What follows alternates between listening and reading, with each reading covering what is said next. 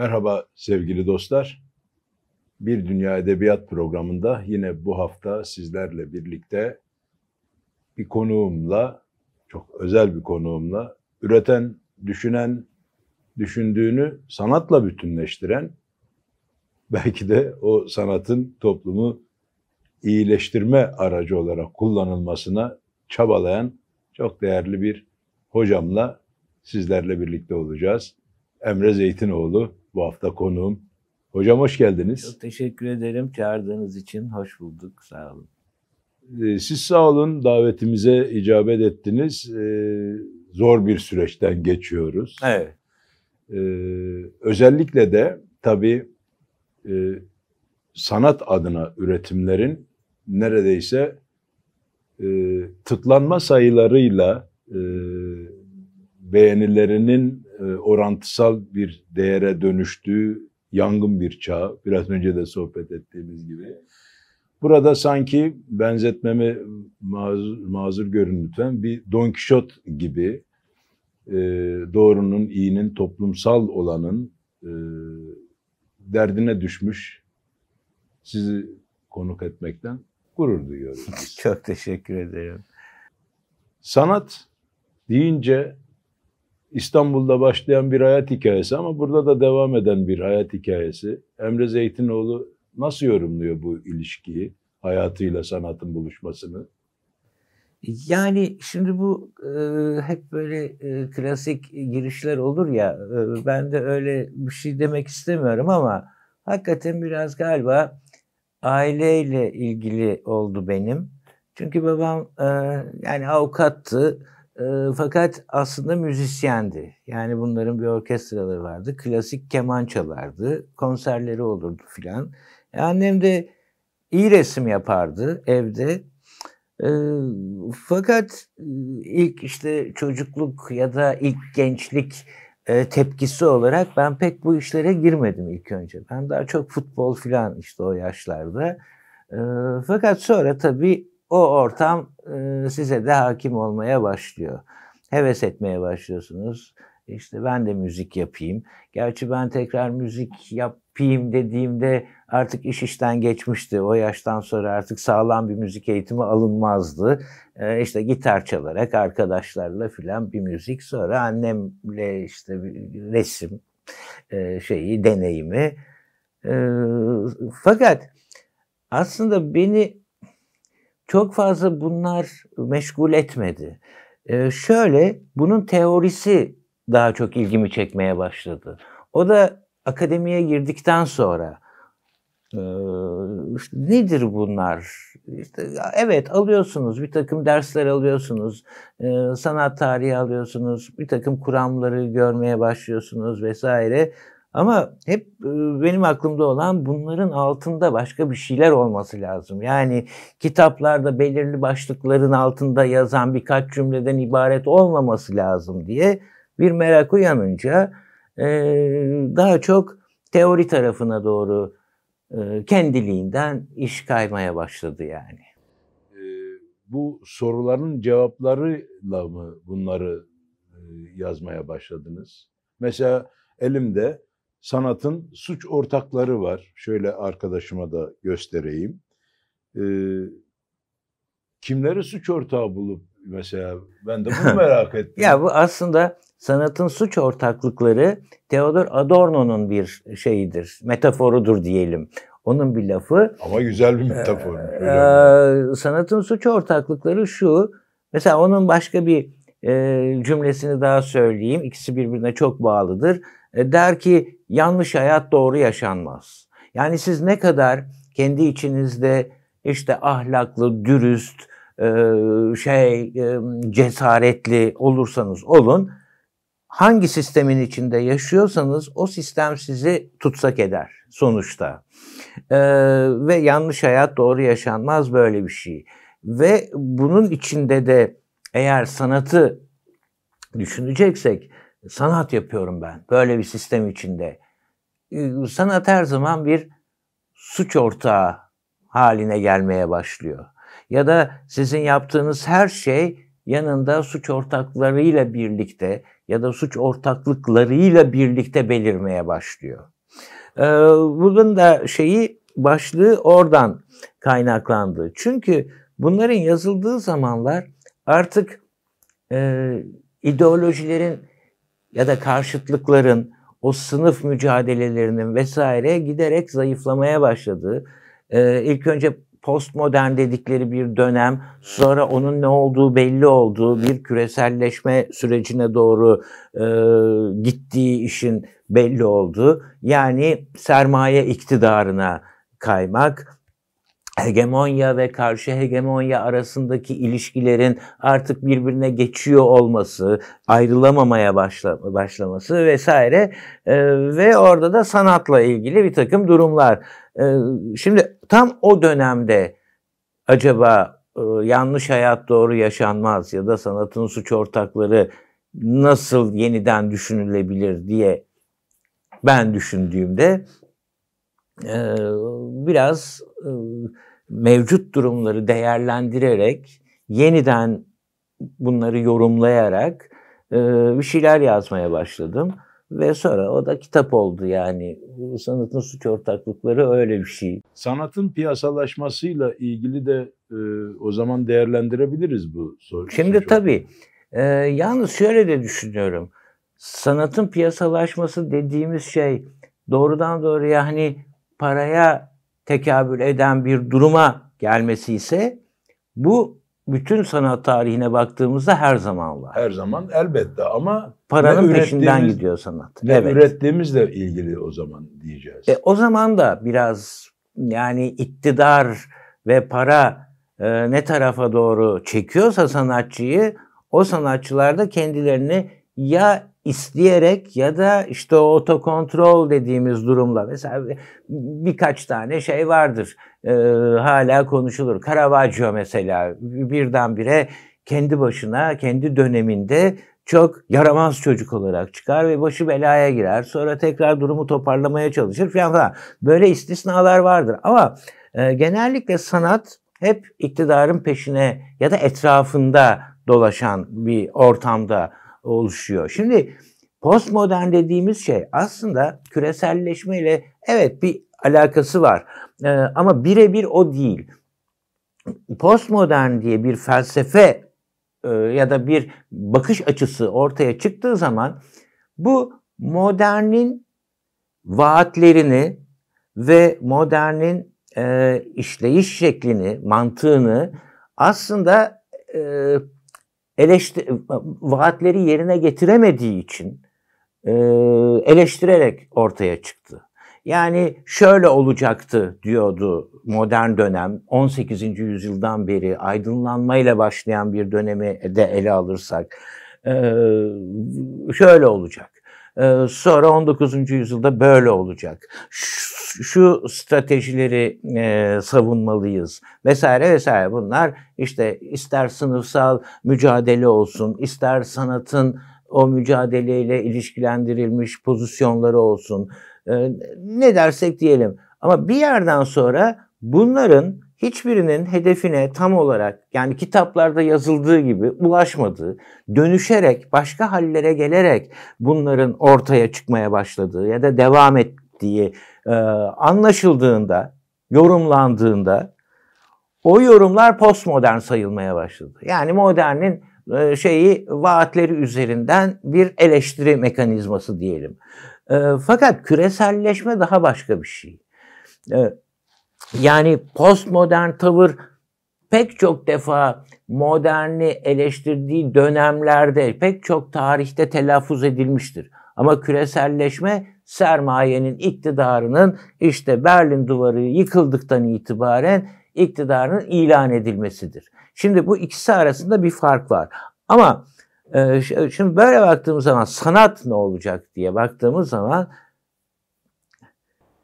bu orada da bir çağ atlaması söz konusu oluyor mu? Değişim söz konusu değişim oluyor mu? Oluyor tabii. Değişim oluyor ama tek başına bu sistemle de alakalı olan bir şey değil. Bir de teknoloji diye bir şey var.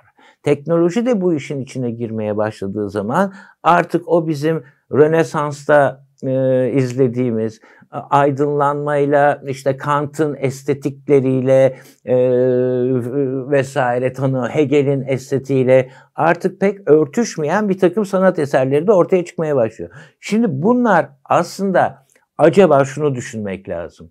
Acaba hakikaten piyasa bunu istiyor, böyle satılıyor. Hani biraz önce konuştuğumuz gibi bir tık daha beğeni almak için, ilginç olmak için mi yapılıyor? Yoksa böyle de yapılıyor olabilir. Yoksa ama başka bir taraftan da baktığımızda çağın özneyi yeniden biçimlendirmesiyle mi ilgisi var? Özne ne Aristoteles zamanında tanımlanan bir özne ya da daha geriden ne Platon zamanında, ne Orta Çağ'da tanımlanan bir özne, ne Rönesans'ın öznesi, ne aydınlanmanın öznesi, ne de 19. yüzyıl işte transhümanizm dediğimiz makinelleşmeye başlayan, fabrikalaşmaya başlayan bir özne. Şimdi bambaşka bir özne. Yani değer yargıları, algıları, algılarla akıl arasındaki ilişkileri, üretimleri, işin içine muazzam bir teknoloji, muazzam bir piyasa ekonomisi girdiği zaman öznenin artık kendi o bize tanımlanan, hani ontolojik olarak insan budur, ahlakı da budur dediği hali ortadan kalkmaya başlıyor. Bu kötü anlamda değil. Farklı yargılar ve farklı akıl yürütmeler oluşmaya başlıyor. Sanata yansıyor bu iş. Sanat da burada mı biçimlenecek?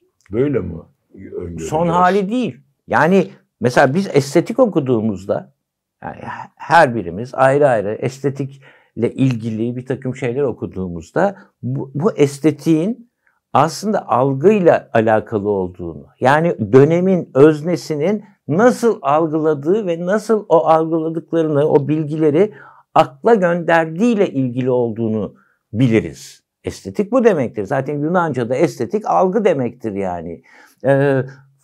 Ama yargılayarak, akla gönderip yargıyı ortaya koyduğumuz zaman, sezgiler de bunun içinde dahil, bu öznenin o yolu hep aynı kalmıyor. Düz bir çizgiyle ulaşmıyor yani.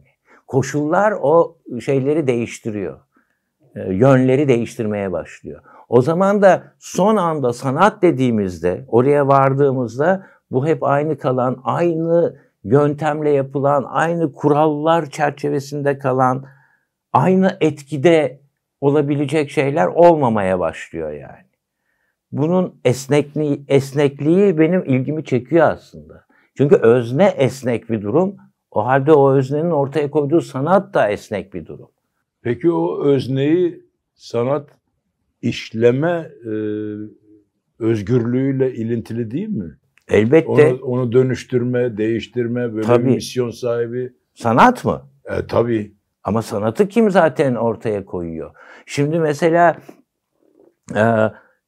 şunu söylemek istemiyorum. Hiçbir sanat bir önceki sanat tarzının ya da anlayışının üstüne basarak, onu ezerek gelişmez.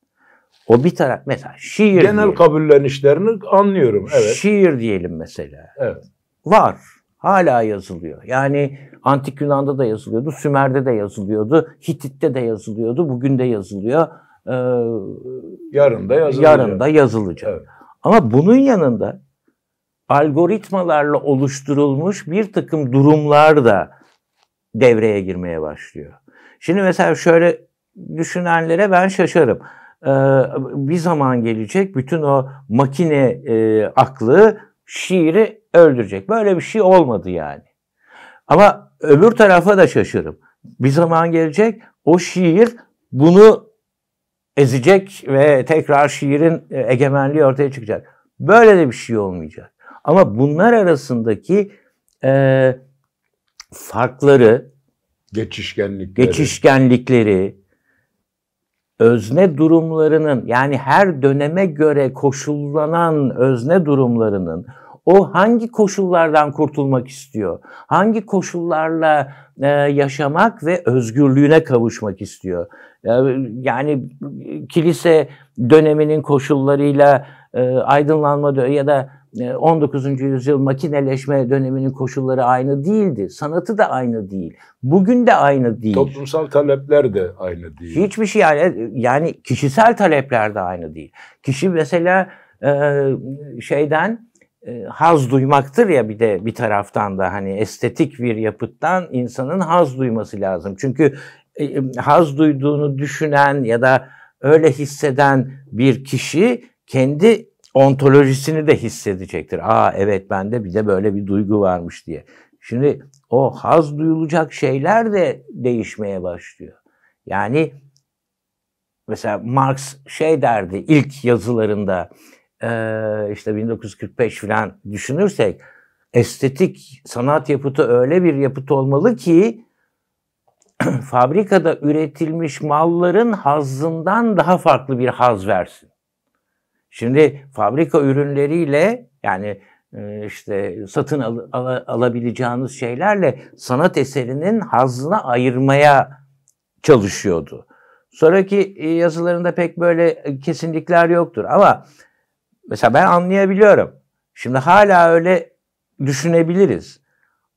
Ama öyle yürümüyor iş. Neyin fabrika malı, yani meta, neyin sanat eseri olduğu bazı yerlerde karışabilir.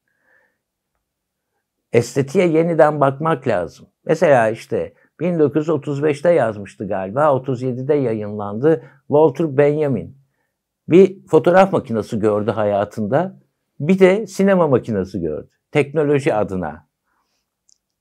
Hani yazık diyoruz. Şimdi olsaydı buradan ne olacaktı bakınca, kim bilir. Evet, ona rağmen dedi ki estetiği yeniden tanımlamamız lazım. Öyle o Kant estetiği, Hegel estetiği gibi bir şeyler tamam da şimdi bunu bakalım, bir görüntü elde ediyorsunuz, bir algı ve bir yargı oluşmaya başlıyor ve bir haz oluşmaya başlıyor.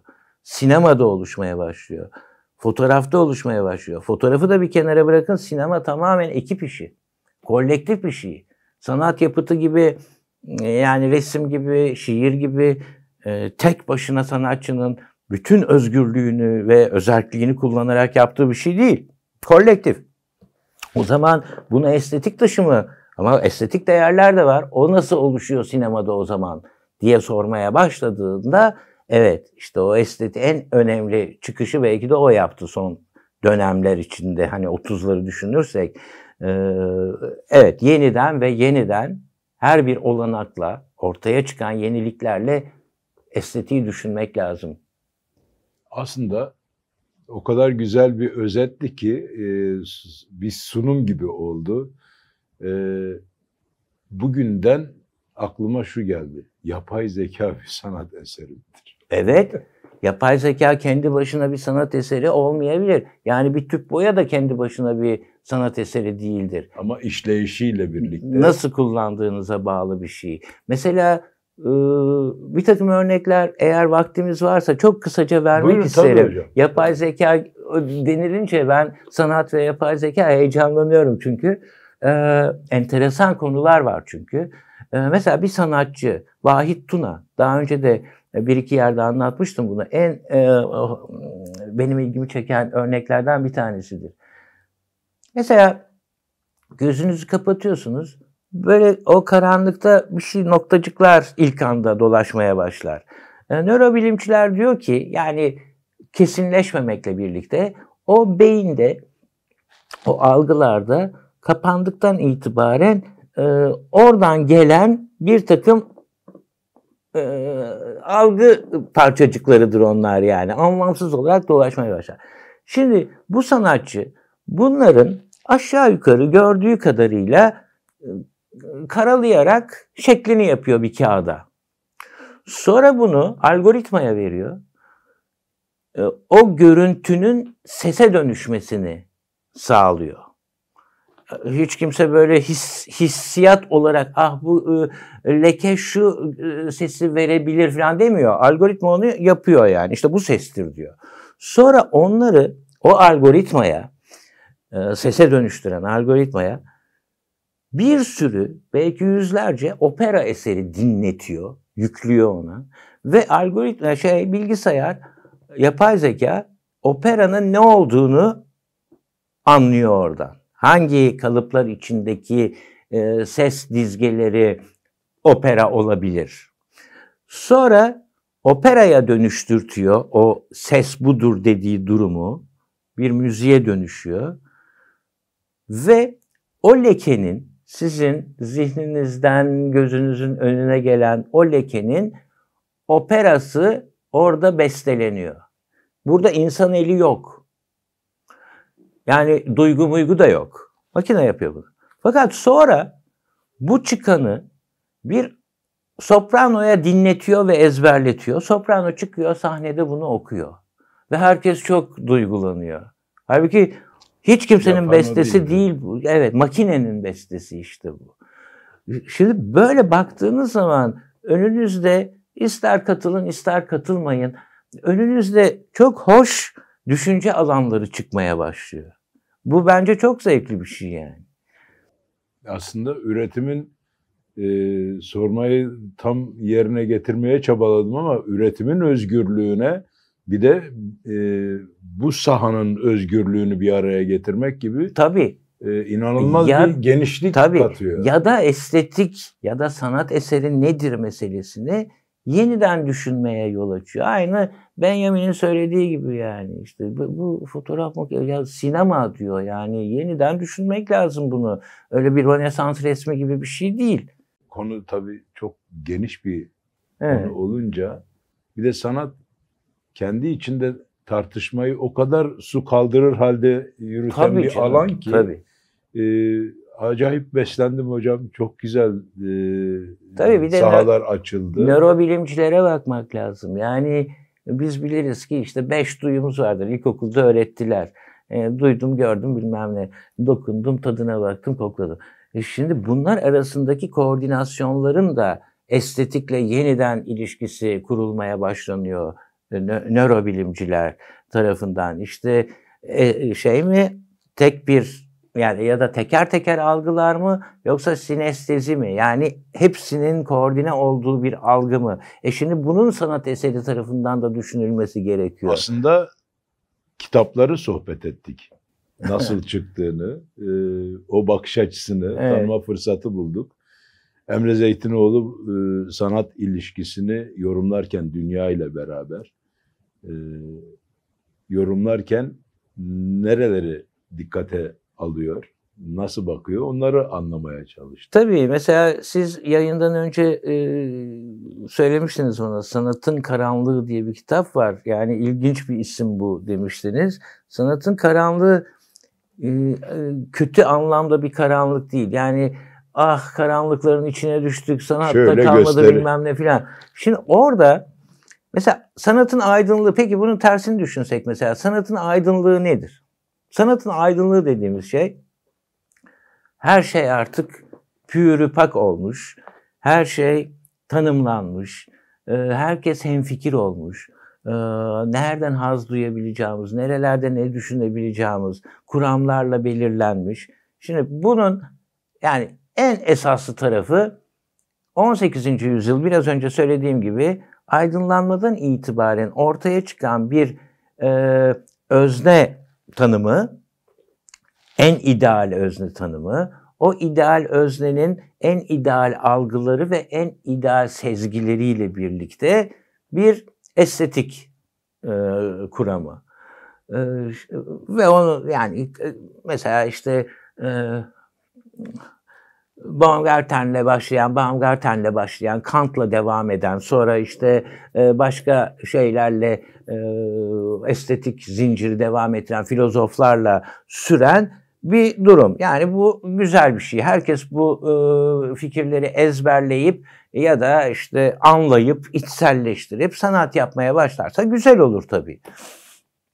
Ancak bir de şimdi bu aydınlık bir durum. Ancak bir de hem insanın bir karanlık tarafı var. Yani pervasız bir tarafı var insanın.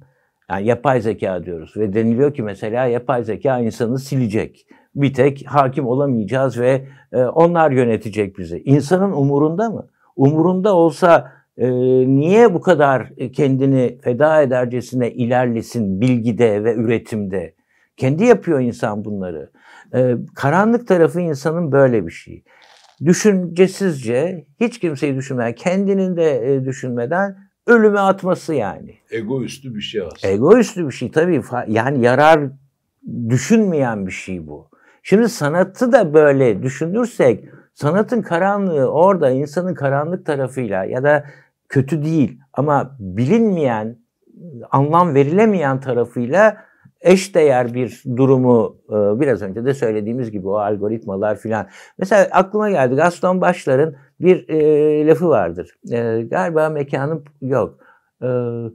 Su ile ilgili, suyun felsefesiyle ilgili bir kitap olabilir. Şimdi aklımda değil.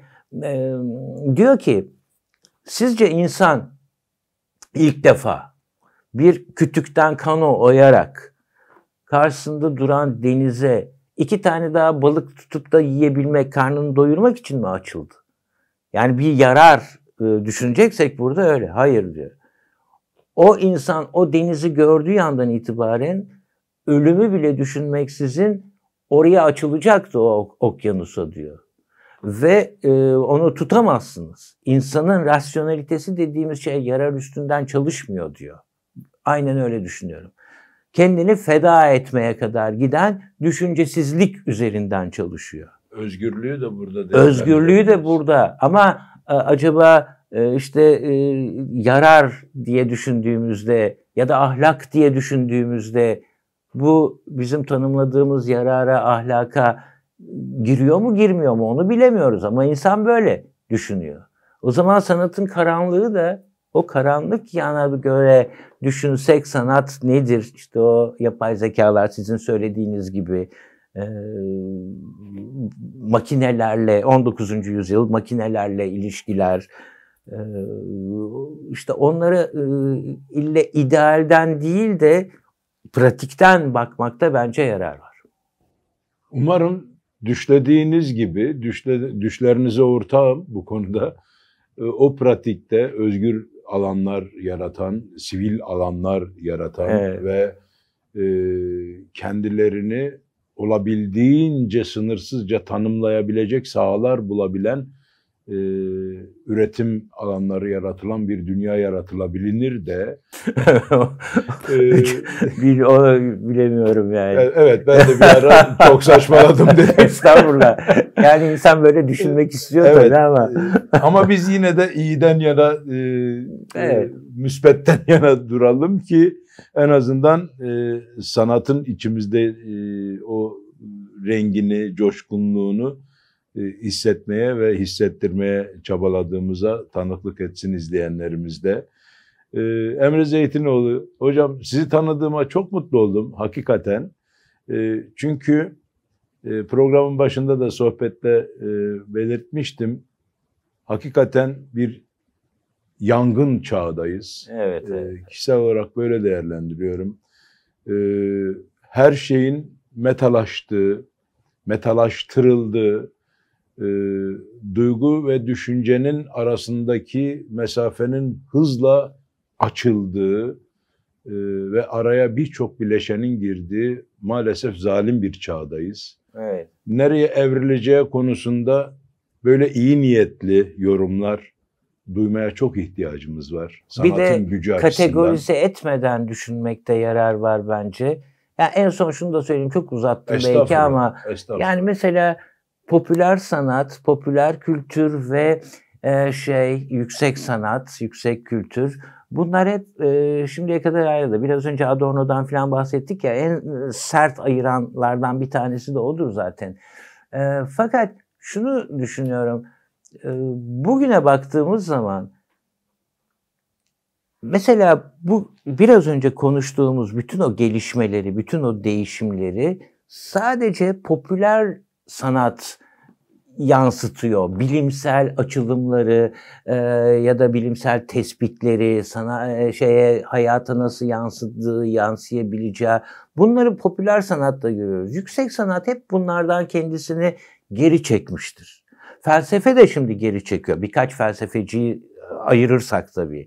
Yani hep böyle insanın ideallikleri üzerinden çalışan bir yüksek sanat ve bir felsefe var. Ama diğer tarafta her şeyi dağıtıp işte en yeni durumları dile getirmeye çalışan, saçmalayarak da olsa ama haber veren bir popüler sanat var. Ve bir de o yüksek felsefi bakış açısından arınıp daha pratikle ilgilenen filozoflar var. Ben o ikincileri daha çok seviyorum aslında. Tabii özgürlükler düşleyen bir yapının özgürlükler çerçevesinde ifadelerine ve o ifadelerin sonucunda alanın aldığı, evet, ama söylenenin ortada olduğu, kabulün esas alındığı özgür bir yaşam için özgürce sanat üretimlerinin elbette olgunlaşabilmesi, oldurulabilmesi, önünün açılabilmesi en büyük temennim benim kişisel olarak. Bu sahada emek vermişsiniz, ne iyi etmişsiniz de emek vermişsiniz, vermeye devam ediyorsunuz. Sağ olun, var olun Sayın Hocam. Ben de çok teşekkür ederim. Siz de sağ olun.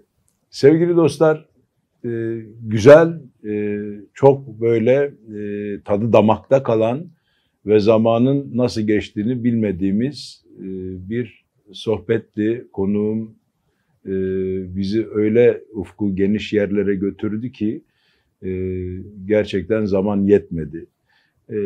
Bir başka bölümde Bir Dünya Edebiyatta belki daha kapsamlı bu konuları daha da açabileceğimiz bir bölümde belki hocam bir vakit bulur, onunla tekrar bu konuları detaylıca konuşuruz.